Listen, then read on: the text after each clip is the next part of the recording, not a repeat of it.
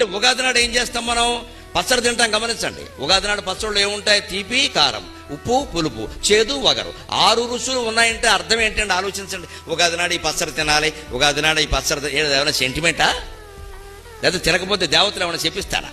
పైగా ఉగాది పచ్చడి మీరు గమనించండి, దాన్ని పచ్చడిని ఎందుకంటారో నాకు తెలియదు. అన్నంలో కలుపుకోరండి ఎవడోను. అన్నంలో కలుపుకోకుండా పచ్చడి ఏంటండి? అదే మాట. గోంగూర పచ్చడి కలుపుకోవా? చింతకాయ పచ్చడి కలుపుకోవా? వంకాయ పచ్చడి కలుపుకోవా? మరి ఉగాది పచ్చడి ఎవడో కలుపుకోడే? కలుపుకుంటే విచిత్రంగా చూస్తారు, అది కలుపుకుంటున్నాయి. మరి కలుపుకోనప్పుడు పచ్చడి ఎలా అయింది? కలుపుకుంటామా అంటే పచ్చడి కాదు. పచ్చడి అంటున్నారు, కలుపుకోవడానికి వీలు లేదు. పోనీ ప్రసాదం అంటే కళ్ళకద్దుకొని తినడానికి వీళ్ళ. ఉగాది నాడు ఎవడో కళ్ళకద్దుకోడు, మామూలుగా తింటాడు. ఎందుకంటే ఉగాదికి దేవుడు లేడు.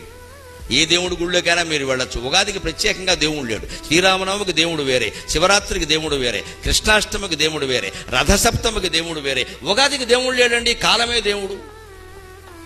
దేవుడే లేని పండుగ ప్రసాదం కాదు, పచ్చడి కాదు, అదేమిటో తెలియదా? ఖచ్చితంగా తింటామా? దీని ఉద్దేశం ఏమిటండి? ఆ 6 రుచులు తీపి, కారం, ఉప్పు, పులుపు, చేదు, వగరు నువ్వు రోజు తినే భోజనంలో ఉండేలా చూసుకో. ఆరోగ్యం బాగుండాలంటే షడ్రసోపేత భోజనం.